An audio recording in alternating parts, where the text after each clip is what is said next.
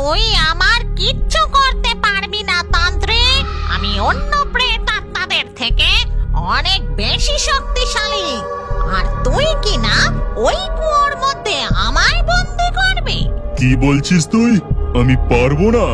মূর্খ ডাইনি, আমার তন্ত্র শক্তির সম্পর্কে তোর কোনো ধারণাই নেই। তোর মতো কত প্রেতাত্মাকে আমি ওই কুয়োয় বন্দি করেছি। আমার তন্ত্র সাধনার কাছে তোর প্রেত শক্তি। এই বলে তান্ত্রিক মন্ত্র পড়তে থাকে আর ওই ডাইনিকে মন্ত্র শক্তি দ্বারা বেঁধে হাওয়ায় ভাসিয়ে ওই কুয়োর দিকে নিয়ে যায়। তারপর তাকে কুয়োর মধ্যে ফেলে দেয়। বঙ্কু, এই বঙ্কু, কোথায় গেলি? আজ্ঞে হুজুর, এই তো আমি। আজ্ঞা করুন। মন দিয়ে শোন, এই ডাইনি সত্যি অত্যন্ত শক্তিশালী। একে শুধু মন্ত্রের দ্বারায় কুয়োয় বন্দি রাখা যাবে না। তারপরই তান্ত্রিক বিড়বিড় করে মন্ত্র পড়ে তার হাতে একটি জবা ফুল প্রকট করে আর জবা ফুলটি বঙ্কুকে দিয়ে বলে, এই নে, এই মন্ত্র পড়া জবা ফুলটা ওই কুয়োয় গিয়ে ফেলে দিয়ে আয়। তাহলে ওই ডাইনি চিরকালের জন্য কুয়ো থেকে বেরোতে পারবে না। ঠিক আছে হুজুর, যেমনটি আপনার আদেশ। বঙ্কু জবা ফুল হাতে মনের আনন্দে কুয়োর দিকে হেঁটে যায়।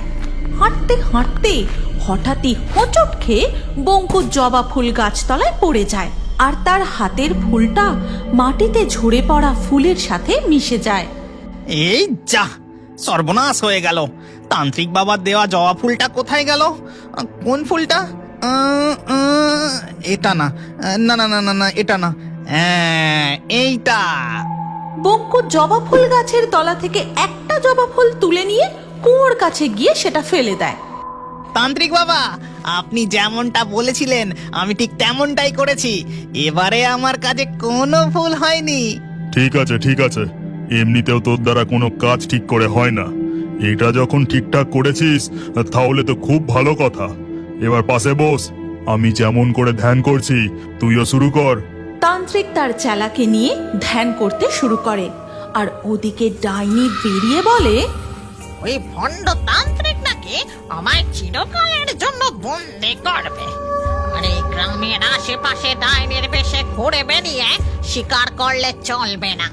ওই তান্ত্রিক ঠিক আমায় আবার ধরে ফেলতে পারে। আমি এখান থেকে অনেক দূরে অন্য কোনো গ্রামে উড়ে চলে যাই।